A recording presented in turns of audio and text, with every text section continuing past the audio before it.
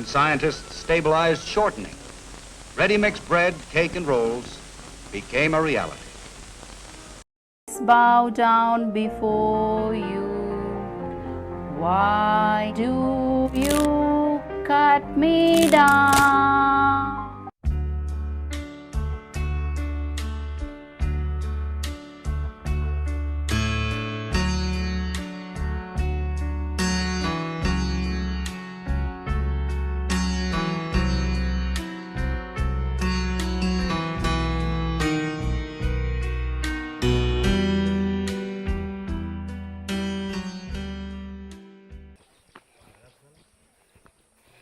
Cette femme a reçu des menaces, elle accepte de nous parler sous couvert d'anonymat. Elle a perdu 2 de ses enfants après les fumigations. Lo que llega dijo, mami, la nena está vomitando. Le digo, ¿por qué? Y cogí, le dice, no, y cogió y vomitó sangre. Lo que vomitó sangre, pegó fiebre, ahí mismo asiento y avancé a llevar al lago, pero llegando y entrando al hospital, se murió la nena. 1 an après Edith, c'est Tylee, née mal formée, qui meurt à l'âge de 3 mois. 12 ans après le drame, les images sont précises.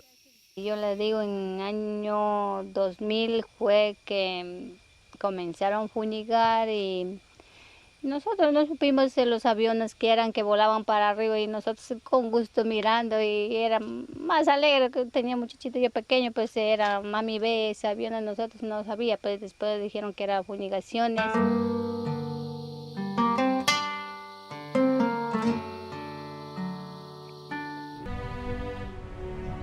À mes 2 filles, vous êtes encore trop jeunes pour comprendre, mais je vous dois une explication. Ça fait 10 ans que je me bats pour la conservation de nos forêts.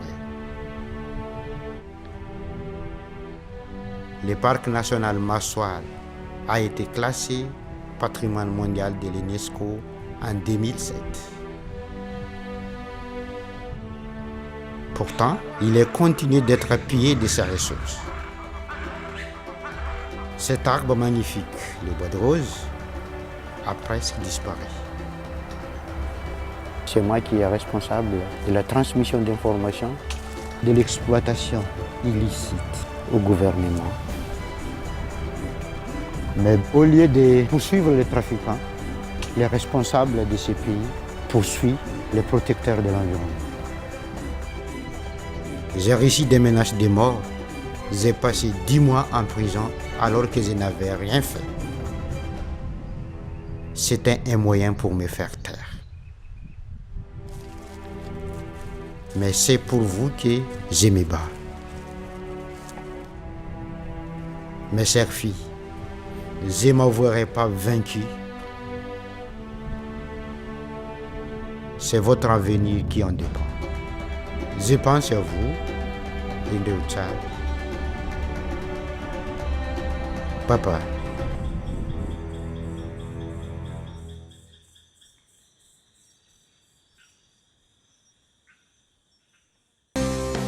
Parce que nos profits n'ont pas de limite, nous investissons dans le pétrole de l'avenir, les sables bitumineux.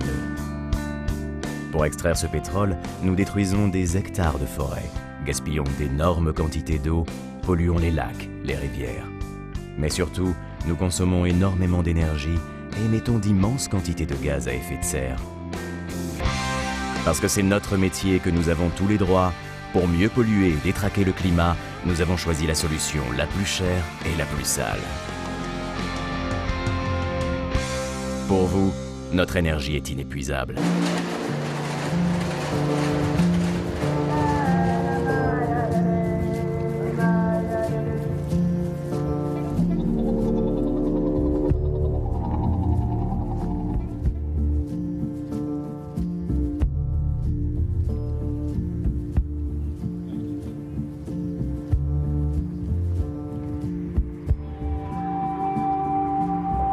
Ce qui était considéré au départ comme une qualité de la matière plastique, le fait qu'elle soit presque impérissable, se révèle être une malédiction.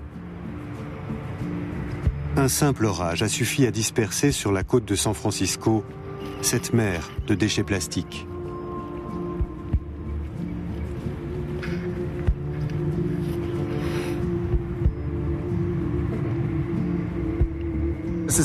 Contrairement aux produits naturels comme le cuir ou le bois, le plastique n'est pas dégradable. Il se désintègre dans l'eau en particules toujours plus petites, mais ces petites particules ne se décomposent pas par processus bactériologiques ou biologiques comme le bois ou le cuir. Elles demeurent à jamais dans l'eau et se contentent de se désintégrer en particules de plus en plus petites. Arrive un moment où elles sont si petites que les animaux les avalent sans s'en rendre compte.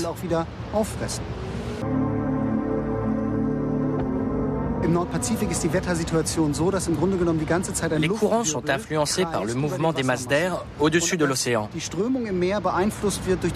Dans le Pacifique Nord, on a affaire à ce qu'on appelle un maelstrom, un violent tourbillon marin qui entraîne tout ce qui vient des côtes de l'Amérique du Nord ou de l'Asie. Les scientifiques ont remarqué que les produits en plastique, en provenance de ces deux côtes, peuvent rester jusqu'à 16 ans dans un maelstrom, avant d'être expulsés sous forme de particules plastiques et d'atterrir sur les plages de Hawaï, par exemple. On suppose que pendant les mois d'été, ce maelstrom a atteint la taille de l'Europe centrale.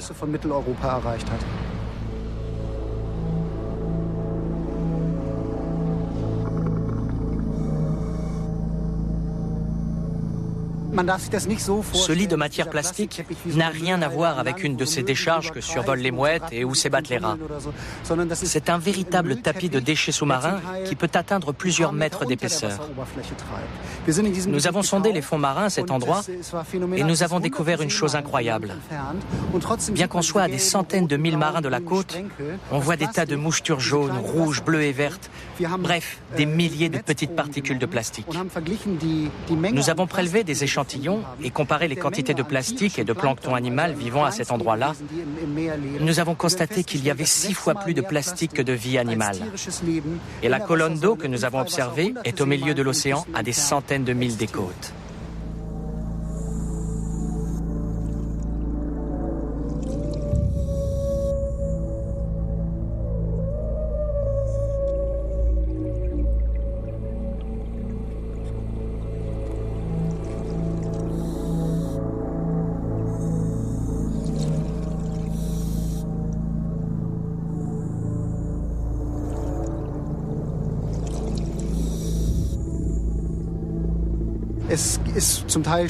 L'océan est tout simplement utilisé comme une décharge. On y vide impunément les bennes à ordures. Cela pose un gros problème, dans le Pacifique Nord, mais aussi plus près de chez nous, en mer du Nord et en mer Baltique. Divers reportages et études scientifiques montrent qu'il y a jusqu'à 18 000 particules de plastique par kilomètre carré dans la mer du Nord. Un chiffre ahurissant. Nous sommes sur la côte hollandaise de la mer du Nord. Le professeur Jan van Franeker cherche à comprendre de quoi sont morts ces oiseaux retrouvés sur la plage. Presque tous ces fulmars boréales ont du plastique dans l'estomac. On retrouve des animaux qui sont morts empêtrés dans du plastique, mais relativement peu. Plus de 90% de ces fulmars boréales ont du plastique dans l'estomac. Cet oiseau a dû mourir de faim à petit feu. Il n'a plus ni graisse ni muscle. Il a dû agoniser.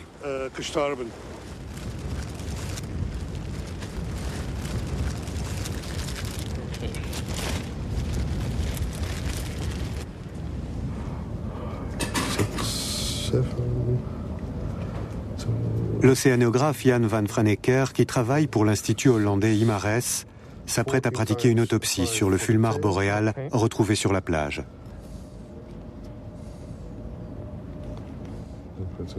J'observe son estomac. On dirait des pelets. Oui, il y a des pelets et des fragments de plastique. Ça ressemble à un pelet. Et ça, c'est un fragment de plastique dur. Encore un pelet? Encore un pelet. Et encore un morceau de plastique industriel. Encore un. Ça, je ne sais pas trop ce que c'est. Un bout de plastique jaune. Et encore... Peut-être que... Non, je ne sais pas ce que c'est ça.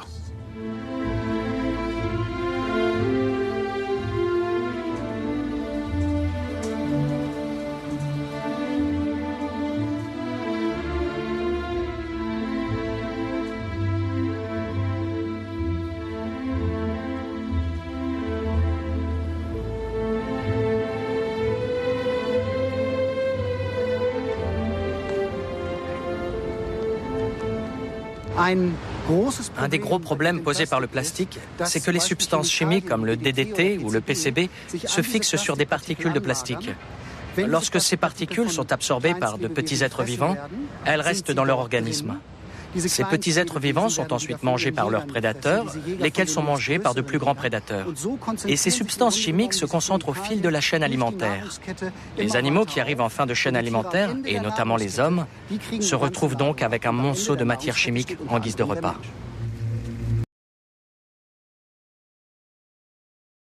Je m'appelle Ousoulio Apollinaire, je suis géographe naturaliste et je viens du Bénin, en Afrique de l'Ouest. My name is Su Xing from Taiwan. I am Papua indigenous people. Je m'appelle Ito Waya, je viens de Kanaki, Nouvelle-Calédonie, je suis du peuple Kanak. My name is Magdalene Kaitei. I come from Kenya. I represent the Maasai community. That's where I grew up. Eu sou Ninauá, sou Inubacu, do povo Runicuim, do estado do Acre. Mi nombre es Marishori Nahashi Samaniego Pascual. Soy del pueblo Ashaninka de Perú. La nature, pour nous, c'est toute cette biodiversité qui nous entoure. Et il y a un proverbe kanak qui dit tout simplement, s'il n'y a pas toi, il n'y a pas moi. For me, nature is very special to me and to my community. We have a direct relationship with nature because our livelihoods entirely depend on nature.